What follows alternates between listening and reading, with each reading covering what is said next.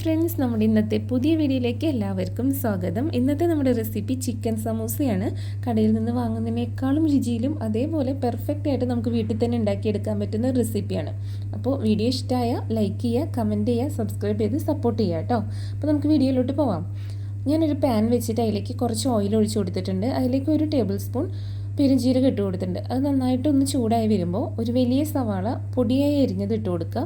ഒരു ക്യാരറ്റ് ചെറുതായി കട്ട് ചെയ്തത് അതും ഇട്ട് കൊടുത്തിട്ട് നന്നായിട്ടൊന്ന് മിക്സ് ചെയ്യുക. അതൊന്ന് വഴന്ന് വരുമ്പോൾ അതിലേക്ക് ഒരു പച്ചമുളക് ചെറുതായി എരിഞ്ഞതും കുറച്ച് വേപ്പിൻ്റെ ഇല ഇട്ട് കൊടുക്കുക. ഇഞ്ചി വെളുത്തുള്ളി പേസ്റ്റ് ഇട്ട് കൊടുക്കുക. നന്നായിട്ട് മിക്സ് ചെയ്യുക. ആവശ്യത്തിനുള്ള ഉപ്പ് കൂടെ നമുക്ക് ഇട്ട് കൊടുക്കുക കേട്ടോ. അപ്പോൾ ഇതെല്ലാം കൂടെ നന്നായിട്ട് വഴന്ന് വരണം. കുറച്ച് നേരം നന്നായിട്ട് ഇളക്കി കൊടുക്കുക. എല്ലാം വഴന്ന് സെറ്റായി വരുമ്പോൾ നമ്മൾ അതിലേക്ക് വേവിച്ച് വെച്ചിരിക്കുന്ന ഗ്രീൻ ബീൻസ് ഇട്ട് കൊടുക്കുക. Green beans frozen green beans ആണെങ്കിൽ അത് ഇട്ട് കൊടുക്കാം. ഞാനിപ്പോൾ ഇവിടെ സാധാ ഗ്രീൻ ബീൻസ് വേവിച്ച് വെച്ചതാണ് കേട്ടോ. ഇനി ഇതെല്ലാം കൂടെ നന്നായിട്ട് മിക്സ് ചെയ്തതിന് ശേഷം ഇതിലേക്ക് നമ്മൾ വേവിച്ച് വെച്ചിരിക്കുന്ന ഉരുളക്കിഴങ്ങ്, ഞാനിപ്പോൾ ഒരു മീഡിയം സൈസുള്ള 2 ഉരുളക്കിഴങ്ങാണ് എടുത്തിട്ടുള്ളത്.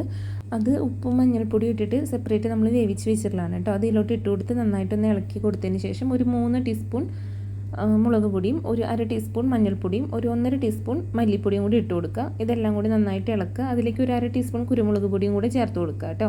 ഇതെല്ലാം കൂടി നന്നായിട്ട് ഇളക്കി മസാലയൊക്കെ എല്ലായിടത്തേക്കും ഒന്ന് പിടിച്ചതിന് ശേഷം നമ്മൾ വേവിച്ച് മാറ്റി വെച്ചിരിക്കുന്ന ചിക്കൻ, അതായത് ബോൺലെസ് ചിക്കൻ ഉപ്പും മഞ്ഞൾപ്പൊടി ഇട്ട് വേവിച്ചതാണ്, അതും കൂടെ ഇതിലോട്ട് ചീകി എടുക്കുക. എന്നിട്ട് അതും കൂടെ ഇതിലോട്ട് ഇട്ട് കൊടുത്തിട്ട് നന്നായിട്ട് മിക്സ് ചെയ്യുക. എല്ലാ ഭാഗത്തേക്കും മസാലയൊക്കെ പിടിക്കണം.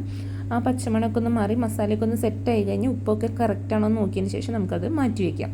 പിന്നെ ഞാനിവിടെ എടുത്തിട്ടുള്ള സമൂസ ഷീറ്റ് റെഡിമെയ്ഡാണ്. നമുക്ക് വീട്ടിൽ തന്നെ ഉണ്ടാക്കാവുന്നതാണ്. പക്ഷേ ഞാനിപ്പോൾ ഇവിടെ റെഡിമെയ്ഡ് ഇത് വാങ്ങാൻ കാരണം അമ്മിക്കുട്ടി പറഞ്ഞപ്പോഴാണ് ഞാൻ വാങ്ങിച്ചത് കേട്ടോ. അവളാണ് ആദ്യമായിട്ട് എനിക്കിത് കാണിച്ചു തരുന്നത്. സമൂസ ഉണ്ടാക്കുന്ന ഷീറ്റ് അമ്മ ഇത് വാങ്ങിച്ചിട്ട് ഉണ്ടാക്കി തരാം. അപ്പോൾ അങ്ങനെ ഞാൻ അതിൻ്റെ ഷീറ്റ് വാങ്ങിച്ചിട്ടുണ്ട്. ഇതിൻ്റെ ഒരു പാക്കറ്റിൽ 50 എണ്ണം ഉണ്ടായിരുന്നു. ലുലുവിൽ നിന്നാണ് ഞാൻ വാങ്ങിച്ചിട്ടുള്ളത് കേട്ടോ. അപ്പോൾ അങ്ങനെ ആ ഷീറ്റ് എടുത്തിട്ടുണ്ട്. അതിന് മുന്നേ ഞാനൊരു മൈദയുടെ ഒരു മിക്സ് പേസ്റ്റ് പോലെ മൈദയിൽ കുറച്ച് വെള്ളമാക്കിയിട്ട് ഒരു തിക്ക് കൺസിസ്റ്റൻസിയിലാക്കി ഒരു പേസ്റ്റ് പോലെ ആക്കിയിട്ടുണ്ട്. എന്നിട്ട് നമ്മളിത് ഈ ഷീറ്റ് വെച്ച് കൊടുത്തിട്ട് ആദ്യം തന്നെ അതിനെ കോണാക്കി മടക്കി അവിടെ നമ്മൾ ഈ മൈദയുടെ പേസ്റ്റ് ഒന്ന് തേച്ച് കൊടുത്ത് അതിനങ്ങനെ ഒരു കോൺ ഷേപ്പ് ആക്കിയിട്ട് അതിൻ്റെ ഉള്ളിൽ നമ്മളിത് ഫില്ല് ചെയ്ത് കൊടുക്കുക.